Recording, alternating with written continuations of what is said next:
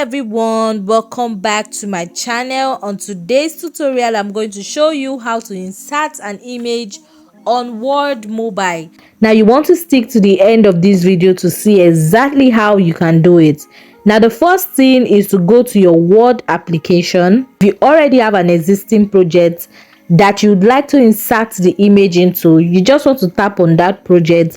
But for the sake of this video, I'm going to use a new project, and to do that you want to tap on the plus icon at the top right hand corner of your screen. You're going to be seeing a lot of formats you can choose from, but for me guys, I'm going to be going with a blank document. To insert your image, all you need to do is to go to the bottom of your screen, and then you want to scroll sideways, and then guys, you're going to see an icon that looks like a picture image.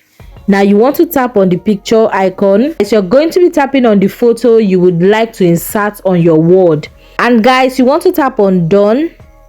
Over here you can crop your image or do any final editing that you would like to do to this image, exactly how you want it to look on your document.